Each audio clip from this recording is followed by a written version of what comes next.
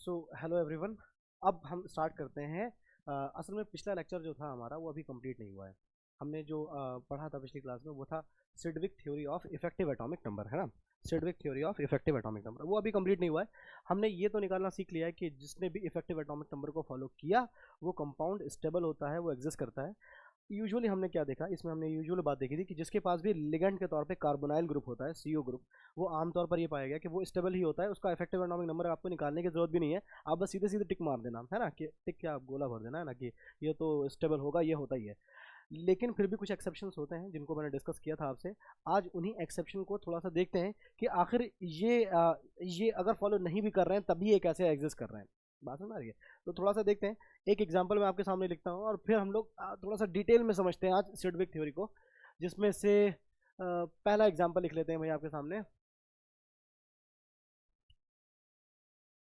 पहला एग्जांपल लिखिएगा। अरे नहीं भाई, अब क्या यही एग्जांपल लेता रहूँगा मैं? K4FeCN6 के आगे भी दुनिया है। अरे नहीं यार, ऐसे मत बोलो, फिर वही लिख दूंगा मैं।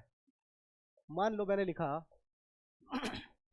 MnCO5। पहले तो आप मुझे बताएं क्या ये सिडविक थ्योरी को फॉलो कर रहा है कि नहीं कर रहा है ना। पहले देखिए क्या इसका इफेक्टिव एटॉमिक नंबर है भी कि नहीं है।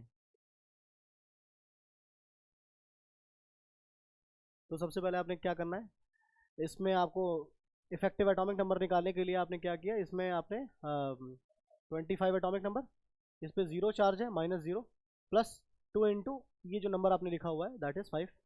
तो कितना आ गया ये, 25 + 10 दैट इज 35, है ना। ये 35 आ गया। तो यार 35 है अगर ये, तब तो ये स्टेबल नहीं होना चाहिए, है ना। लेकिन क्या ये स्टेबिलिटी से बहुत दूर है? नहीं यार, ऐसा तो नहीं है ना, एक इलेक्ट्रॉन दूर है। तो अगर मैं इसको एक रास्ता दे दूं कि यार तुमको अगर मैं किसी तरह से एक इलेक्ट्रॉन तुम तक पहुंचा दूं, एक इलेक्ट्रॉन को दे दूं, तो ये स्टेबल हो जाएगा कि नहीं हो जाएगा? और इलेक्ट्रॉन गेन करना क्या कहलाता है? रिडक्शन। और रिडक्शन करने वाले क्या कहलाते हैं? ऑक्सीडाइजिंग है। तो क्या मैं ये कह सकता हूँ ये ऑक्सीडाइजिंग एजेंट है ना। तो ऐसे लिख लेते हैं सबसे पहला स्टेटमेंट कि although it is not stable but it has two ways to stabilize itself. इसके पास दो रास्ते हैं खुद को स्टेबल बनाने के। ठीक है, चलिए इस बात को लिखते हैं ना। ऐसे लिखिएगा, although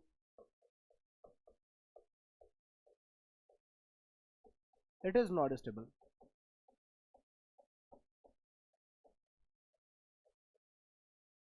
but it has two ways to get stabilized।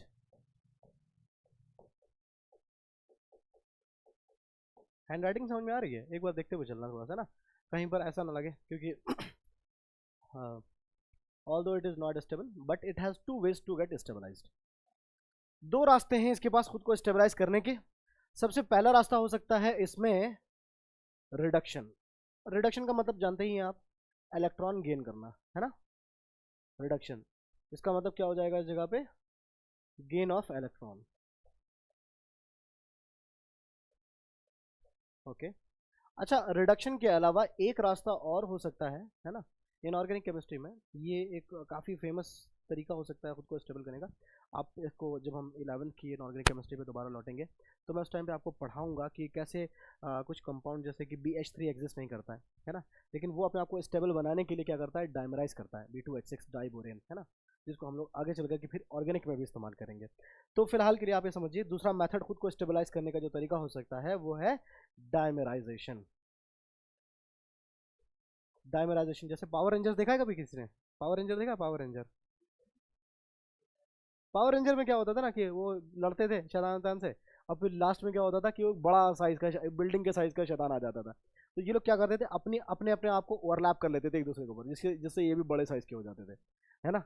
एक से भले दो, बस यही होता है। यहाँ पर भी ये करना है। एक जो होगा ना वो किसी काम का नहीं है, तो एक के ऊपर दो लग जाएंगे ना, ऐसे करके एक एक करके मिल करके डायमराइज बना देंगे। डायमर जो होता है वो स्टेबल होता है ना। हम्म, देखा नहीं तुम लोगों ने पावर रेंजर जंगल फ्यूरी? मैंने भी ज्यादा ऐसा बचपन में नहीं देखा है। मेरे टाइम पे तो वो आता था नेशनल टेलीविजन, उसमें आता था गली गली सिम सिम। गली गली सिम सिम तुम लोग को नहीं पता होगा यार। शक्तिमान, हाँ ये भी बढ़िया था। आर्यमान आया था उसका स्पिन ऑफ, आर्यमान, है ना। देखा है, जानते हो? हाँ। अच्छा चलिए पहला मेथड देख लेते हैं इसका, रिडक्शन, है ना। पहला मेथड देखते हैं रिडक्शन। अब रिडक्शन में क्या होगा, आप एक बात खुद ही समझिए ना, कि आपके सामने रखा हुआ है MnCO5 रखा हुआ है ना। मैंने क्या किया, मैंने इसको किसी तरह से हाईली एनर्जेटिक इलेक्ट्रॉन दिया, और ये इलेक्ट्रॉन जा करके आप MnCO5 इस पे माइनस का चार्ज लगा दीजिए। अभी कुछ ऐसा बताऊंगा कि आपके दिमाग ना घूम जाना चाहिए बिल्कुल, और अगर नहीं घूमा तो समझ आइए पता ही नहीं था, तो घूमेगा क्या, घूम जाना चाहिए बिल्कुल। कुछ ऐसी बात बताऊंगा अभी मैं एकदम, जरा इधर ध्यान दीजिए। क्या आप मुझे बता सकते हैं, देखिए मैंने जो इलेक्ट्रॉन दिया वो बाहर आकर के बैठ गया यहाँ पे। अभी मैं आपसे कहता हूँ कि इसका इफेक्टिव एटॉमिक नंबर निकालो, इसका इफेक्टिव एटॉमिक नंबर। पहले चलो इस पे ऑक्सीडेशन स्टेट निकालते हैं। इस पे कितना चार्ज है x, इस पे कितना है +0, और इस पे टोटल पे कितना है, तो x की वैल्यू कितनी आ गई, -1। ओके, यानी कि मैग्नीज जो है उस पे कितना चार्ज है, अरे भाई मेटल है ये, metal can never show negative oxidation state. लेकिन आपको ये बात पता होनी चाहिए कि डी ब्लॉक के जो मेटल होते हैं ये उतने अच्छे मेटल भी नहीं होते हैं, है ना। डी ब्लॉक के मेटल ये उतने अच्छे मेटल नहीं होते हैं, तो इसलिए ये negative oxidation state at some condition show कर सकते हैं, जैसे ये यहाँ पे शो कर रहा है ना। अच्छा, तो नेगेटिव ऑक्सीडेशन स्टेट ये एक्सेप्शनल हो गया भाई, ऐसा एक्सेप्शन अमूमन देखने को मिलेगा ही नहीं आपको, शायद ही कभी देखने को मिलेगा आपको, negative oxidation state shown by metal, है ना। अब बताइए जरा इसका इफेक्टिव एटॉमिक नंबर। तो 25 -1 +2 × 5, ये कितना हो गया 26 +10, ये हो गया 36। अरे भाई ये तो स्टेबल हो गया, एग्जिस्ट करेगा, एग्जिस्ट करेगा, सही है ना। एक रास्ता तो हो गया कि ये एग्जिस्ट कर रहा है। अब देखते हैं दूसरा मेथड। यार ये समझ में आया, एक इलेक्ट्रॉन दे दिया है बस मैंने इसे, और कुछ नहीं किया है। दो नहीं लगेगा, मैं समझा रही हूँ आपकी बात, दो क्या नहीं लगेगा,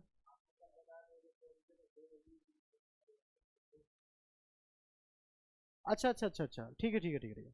तो सीओ कितने इलेक्ट्रॉन का डोनर है, जब तक ना बताया जाए तब तक हर चीज जो है वो 2 इलेक्ट्रॉन की ही डोनर होती है। तो सीओ कितने इलेक्ट्रॉन का डोनर है, 2 इलेक्ट्रॉन का डोनर है। दो इसने दिए हैं तो ऐसे हैं कितने ये, तो टोटल कितने इलेक्ट्रॉन मिले, 10 मिल गए। 25 इसके पास पहले से ही थे, 25 और 10 35 हो गया। एक इलेक्ट्रॉन का फायदा हो गया इसको, तो कितने हो गए 36 हो गए, ऐसा सोच लीजिए, ठीक है। अच्छा, एक मेथड तो ये हो गया, इसको हम कह सकते हैं रिडक्शन। ये पहला मेथड था मेरा, ये पहला मेथड था। अब आ जाते हैं सेकंड मेथड पे। कलर बदल लेता हूँ यार, है ना, बहुत देर से इस पे लिख रहा हूँ लाल रंग। दूसरा मेथड है दोस्त डायमराइजेशन। अच्छा, इसको थोड़ा सा आपको समझना पड़ेगा, डायमराइजेशन ये थोड़ा सा ध्यान से देखना पड़ेगा, अदरवाइज ये समझ में नहीं आएगा आपके। आपको इसका स्ट्रक्चर पढ़ना पड़ेगा। इसके लिए आप स्ट्रक्चर ढूंढेंगे, तो आप इसी चैप्टर में एनसीईआरटी जब खोलेंगे तो आखिरी के पन्नों पे जब आप जाएंगे तो आपको ये स्ट्रक्चर बना हुआ दिखाई देगा। जरा देखिए, इसको ऐसे बना लेते हैं, एक मैग्नीज ये रहा, एक मैग्नीज ये रहा, इन दोनों के बीच में बॉन्ड है, डन।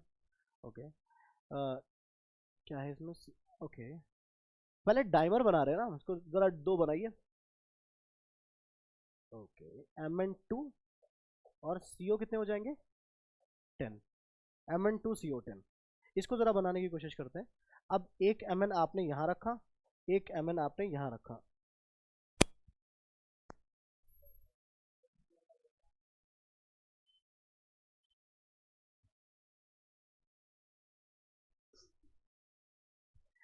Mn2CO10। अब एक CO इधर ले लेते हैं, एक CO इधर ले लेते हैं, है ना निशा, एक CO इधर ले लेते हैं, एक CO इधर, बाकी ऐसे ही ऐसे ले लो यार, तीन इधर तीन इधर। अब ये डिज़ाइन कैसे याद रहेगा यार, कुछ चीज़ें ना आप याद कर लो, बाकी तो मैं वक्त के साथ आपको सिखा दूंगा, आप फिलहाल के लिए याद कर लो। ये इसका डिज़ाइन है भाई। अब मैं जानना चाहता हूँ इफेक्टिव एटॉमिक नंबर, इसके डिज़ाइन की मैथमेटिक्स पे मत जाओ, है ना। आपने अभी आइसोमेरिज्म पढ़ा नहीं है, आइसोमेरिज्म में ही हम पढ़ेंगे इस चीज़ के किसके कैसे स्ट्रक्चर्स होते हैं, थोड़ा बहुत मैं वहाँ पे पढ़ाऊंगा आपको सही मायने में, क्योंकि वहाँ पे बहुत ज़्यादा स्ट्रक्चर्स होंगे, तो एक साथ कई सारे डिज़ाइन आप सीख जाओगे ना। तो अभी फिलहाल के लिए मान लो ये ऐसे ही होता है। ओके, अब एक काम करते हैं, मैं जानना चाहता हूँ इसका इफेक्टिव एटॉमिक नंबर कितना है, इस वाले मैग्नीज का, इस वाले मैग्नीज का इफेक्टिव एटॉमिक नंबर कितना है। अब ये कैसे पता करेंगे, आपको ये बात तो पता है ना कि मैग्नीज के पास 25 इलेक्ट्रॉन होंगे ही होंगे, ये बात तो तय है, जिसमें से उसका एक इलेक्ट्रॉन यहाँ पे है। अच्छा ये CO CO CO CO CO आए हैं, हर CO अपने पास से 2 इलेक्ट्रॉन देगा, ये बात होता है ना। तो ये 2 इलेक्ट्रॉन इसको यहाँ से मिले, 2 इलेक्ट्रॉन यहाँ से मिले होंगे, 2 यहाँ से मिले, 2 यहाँ से मिले और 2 ही यहाँ से मिले। कितने हो गए ये? 10 हो गए। प्लस अच्छा एक इसका अपना तो था ही, ये तो 25 में आ गया होगा।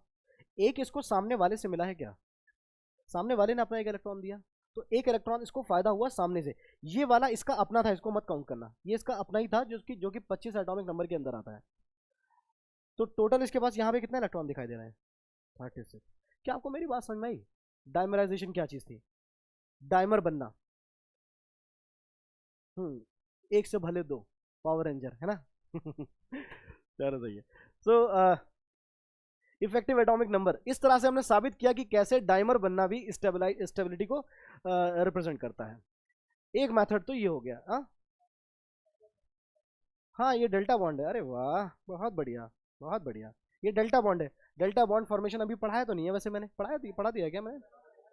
ओह नाइस, पढ़ा दिया मैंने। एक और एग्जांपल ले लेते हैं, है ना, इसी बात को जस्टिफाई करने के लिए कि समझ में आ गया है। एक एग्जांपल और ले लेते हैं। CO ले लेते हैं, CO है ना। एक एग्जांपल और लीजिए फरमान भाई, सिर्फ आपके लिए। CO4 CO4। इसमें एक CO क्या है, पहला वाला CO क्या है और दूसरा वाला CO क्या है? बिल्कुल सही है, पहला वाला कोबाल्ट है, दूसरा वाला कार्बोनाइल है। पहला वाला कोबाल्ट है और दूसरा वाला कार्बोनाइल है। क्या आपको मेरी बात समझ में आ रही है? इसको कहते हैं फोर्थ वॉल ब्रेक करना। हाँ, व्यूअर की आंखों में आंखें डाल के बोलना। CO4।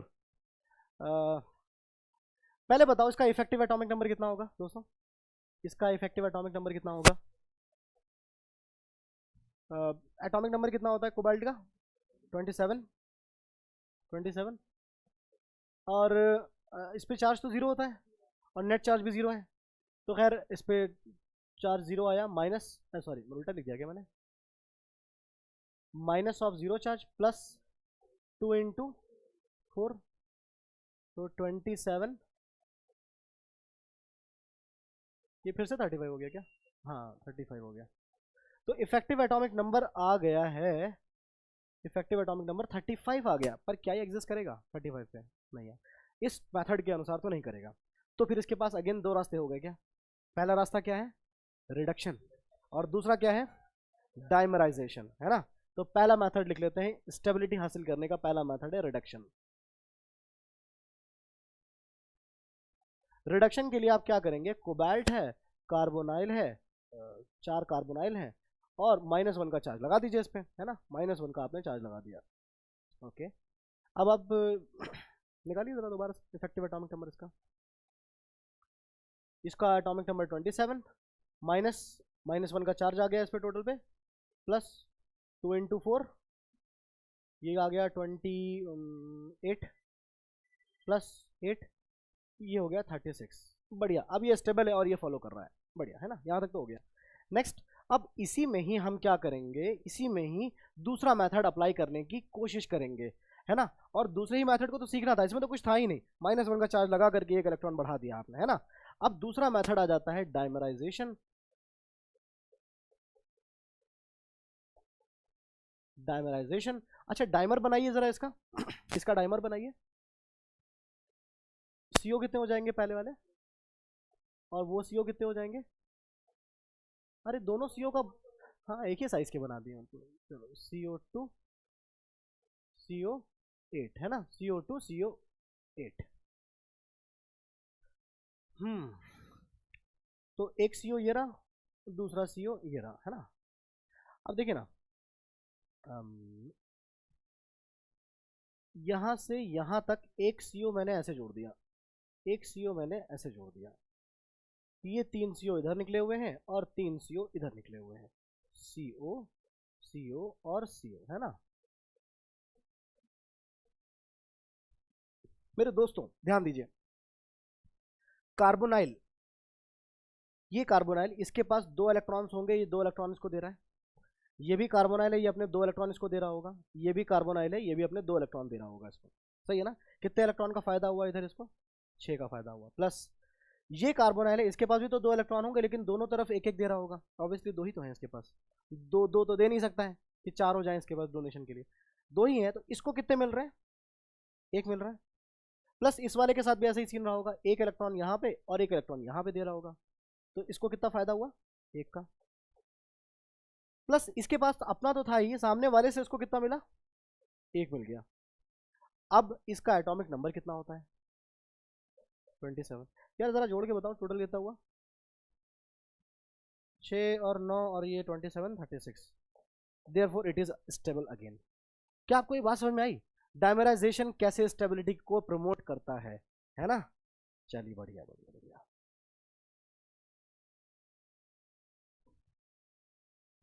हाँ तो यार देखिए, आपने इफेक्टिव एटॉमिक नंबर कंप्लीट कर लिया है। यार आवाज़ ख़राब ना आ रही है, कैसे पता चलेगा आवाज़ ख़राब आ रही है, तो लास्ट वीडियो में ख़राब आई थी ना, पता नहीं। चलिए ठीक है, आगे बढ़ते हैं ना। तो अभी हमने इफेक्टिव एटॉमिक नंबर कंप्लीट कर लिया है ना। इससे रिलेटेड जो भी क्वेश्चंस हैं, अब आप उनको थोड़ी सी प्रैक्टिस करिएगा, practice will make you perfect, है ना। खैर आगे बढ़ते हैं। अब अगला टॉपिक पढ़ते हैं हमने क्या क्या पढ़ लिया वैसे, हमने वेरियस बॉन्डिंग थ्योरीज में हमने पढ़ लिया है, वर्नर थ्योरी पढ़ लिया हमने हमने उसके बाद Sidgwick theory of effective atomic number पढ़ लिया। 2 थ्योरीज हो चुकी हैं, अब बारी है तीसरी और one of the most important theory की। उसका नाम क्या है भाई कराम, valence bond theory. Very good, valence bond theory, VBT। यार इसकी थ्योरी में ही सबसे बड़ा इसका ड्रॉबैक, इसके नाम में इसका ड्रॉबैक है, इसके नाम में ही इसका ड्रॉबैक है। इस थ्योरी के अनुसार वैलेंस शेल के इलेक्ट्रॉन बॉन्ड बनाते हैं, पर मॉलिक्यूलर ऑर्बिटल थ्योरी कहती है क्या यार तुम कुछ भी बोल रहे हो, सिर्फ वैलेंस बाहर बाहर बाहर से बॉन्ड बनते हैं क्या। नहीं, जब रिश्ता होता है तो भाई एकदम कायदे से होता है, पूरी तरह से रिश्तेदारी होती है, सही बात है ना, बॉन्डिंग होती है ना, कि तुम लोगों में बड़ा अच्छा बॉन्ड है, क्या सिर्फ हाथ मिलाते हो क्या, या घूमने भी जाते हो कभी कभी इंडिया गेट, है ना, ऐसा भी तो होता है कभी कभी, है। If you know you know. Valence bond theory, तो दोस्तों वैलेंस बॉन्ड थ्योरी, हाँ मैंने स्टार्ट कर दिया वैलेंस बॉन्ड थ्योरी। तो वैलेंस बॉन्ड थ्योरी के अंदर सबसे पहली बात तो ये है कि according to this theory valence shell electron takes part in bond formation. पहले तो यही स्टेटमेंट लिख लेते हैं ना, लिखिएगा। अच्छा ये थ्योरी आपने 11th में भी पढ़ी है, याद है आपको, ये थ्योरी आपने 11th में भी पढ़ी होगी। लिखिएगा कि according to this theory,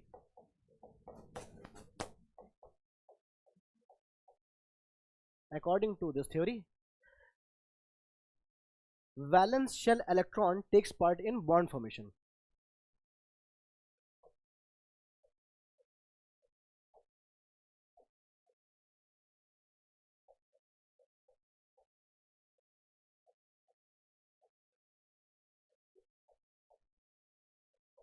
takes part in bond formation। Valence shell के इलेक्ट्रॉन बॉन्ड बनाते हैं, done.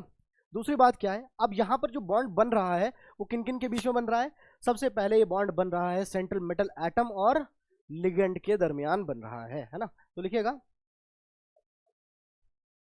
Central metal atom and ligand. यार लिगेंड को मैं ऐसे लिख रहा हूं, ये कोई सिंबॉलिक रिप्रेजेंटेशन तो नहीं है वैसे, लेकिन फिर भी मेरी आदत है ऐसे लिखने की।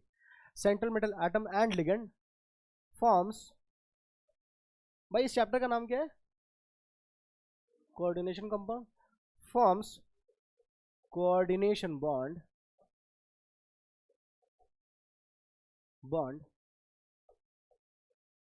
with each other।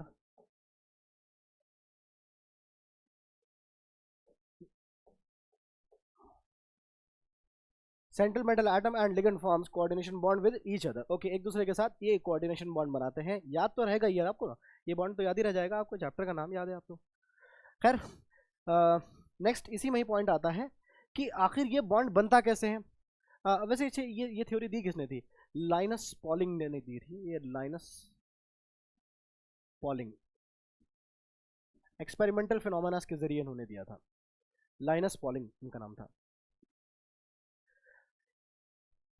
इस थ्योरी के अनुसार सेंट्रल मेटल एटम और लिगेंड बॉन्ड बनाते हैं। कौन सा बॉन्ड बनाते हैं, कोऑर्डिनेशन बॉन्ड बनाते हैं।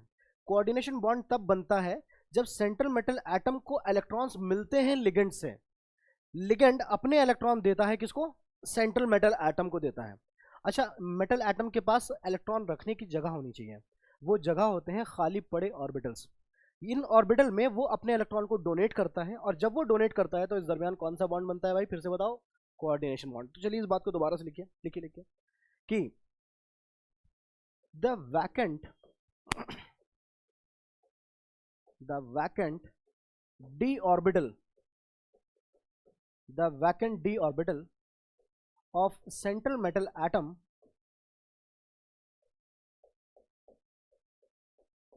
accepts lone pair electron from ligand. The vacant d orbital of central metal atom accepts lone pair from ligand. समझिए, जो लिगेंड होता है वो इलेक्ट्रॉन डोनेट करता है मेटल एटम को, ये बात तय है। लेकिन मेटल एटम में कहाँ गया? उसके पास डी ऑर्बिटल होता है, उनके खाली डब्बों में जाता है, उनके खाली डब्बों में जाता है, वैकेंट डी ऑर्बिटल में। डन। अगर डब्बे खाली नहीं है तो या तो आप करवाइए खाली, या तो फिर आप एक्स्ट्रा खाली डब्बे लेकर के आइए। बात समझ में आ रही है? अब ये क्या बोल गया मैं, इस बात को आप जब न्यूमेरिकल लगाएंगे ना इसमें तो समझ जाएंगे क्या कहना चाहता हूँ। अच्छा, अब डब्बे खाली हैं कि नहीं है, ऑर्बिटल्स जो हैं वो खाली हैं कि नहीं है, इस बात को ये बात की जो जिम्मेदारी है ये लिगेंड पर आ जाती है कि तुम्हारी जिम्मेदारी है भाई, देखो डब्बे खाली हैं कि नहीं है, ये तुम्हारी जिम्मेदारी है। अब लिगेंड भी दो तरह के हैं, एक स्ट्रांग है और एक कैसा है? वीक है ना? एक स्ट्रांग है और एक वीक है। तो जरा लिखिएगा, in presence of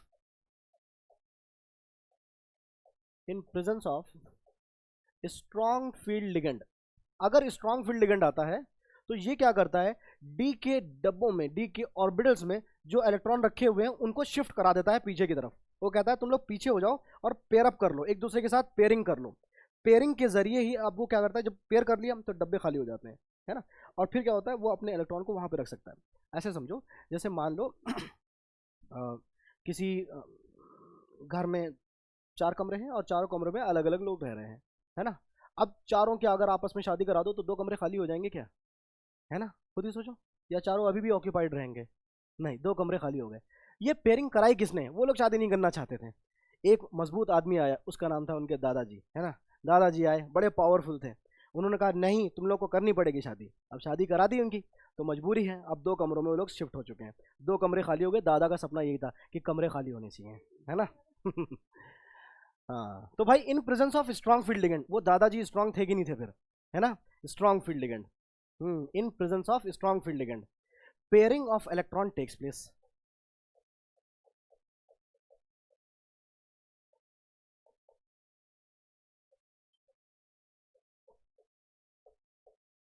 In presence of strong field ligand, pairing of electron takes place. These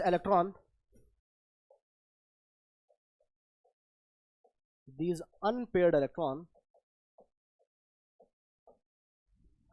shifts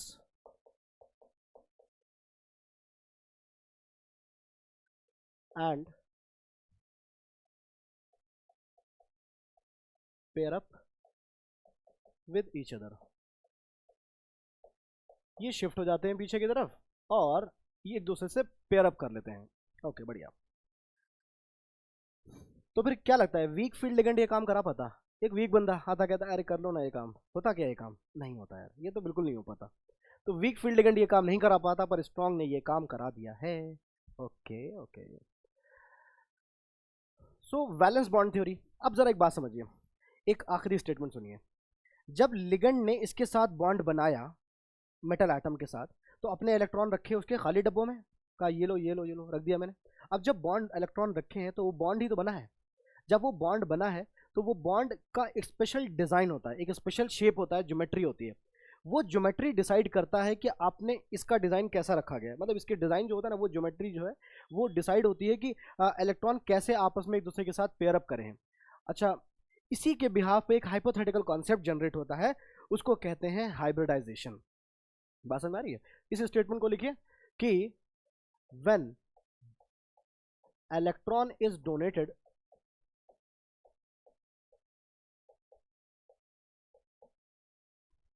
to vacant d orbital,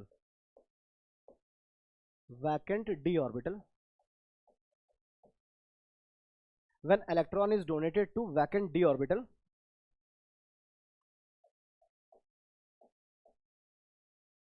they make some specific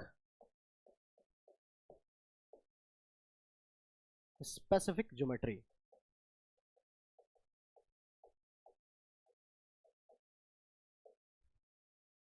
These geometry, ये जो ज्योमेट्री होती हैं इनको स्टडी किया जाता है एक हाइपोथेटिकल कॉन्सेप्ट के द्वारा, are studied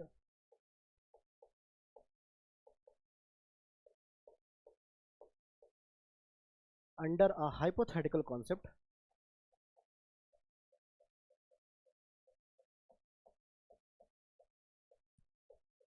called as hybridization.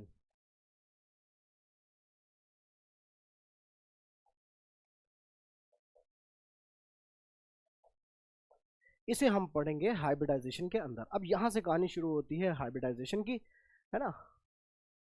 अब और आप तो ये बात जानते ही हैं कि हाइब्रिडाइजेशन जो है वो कितनी तरह की होती है भाई। कौन कौन सी हाइब्रिडाइजेशन जानते हैं आप? sp2, dsp2, sp3d, sp, अरे हो गया, अरे भाई भाई ठीक है ठीक है ठीक है, रुकना भी होता है भाई, है ना। अरे बहुत बढ़िया, वेरी गुड, काफ़ी सारी बता दी आपने, है ना। तो हाइब्रिडाइजेशन काफ़ी सारी हो सकती हैं और ये डिपेंड करती हैं कि सामने कितने लिगेंड आ रहे हैं या फिर उसका कोऑर्डिनेशन नंबर कितना है। जनरली अगर मैं कहूँ कि उसका कोऑर्डिनेशन नंबर कितना है, अगर किसी का कोऑर्डिनेशन नंबर 2 है तो उसने सिर्फ 2 ही बॉन्ड बना रखे हैं। तो बॉन्ड अगर 2 ही हैं तो वो कैसे अरेंज हो सकते हैं? मैक्सिमम एंगल पर अरेंज होंगे एक दूसरे से। देखो, मिनिमम रिपल्शन के लिए मैक्सिमम एंगल चाहिए। अगर मैं अपने 2 हाथों को एक दूसरे से मैक्सिमम डिस्टेंस पर रखना चाहूँ तो कैसे रखूँगा? ऐसे ही रखूँगा। तो 180 का एंगल हो गया तो ये डिज़ाइन कैसा हो गया? लीनियर हो जाता है ना। इसी तरह से आप देखेंगे हम अगली क्लास में कि क्या देखेंगे भाई, मतलब जो भी है हाइब्रिडाइजेशन वगैरह, इस टॉपिक को शुरू करेंगे और ख़त्म भी करना है ना। पॉसिबली कल करते हैं इसको, है ना, मंडे को। ओके, चलिए ठीक है, थैंक यू सो मच। और आपको अगर कोई डाउट आता है तो you can just contact me. Thank you.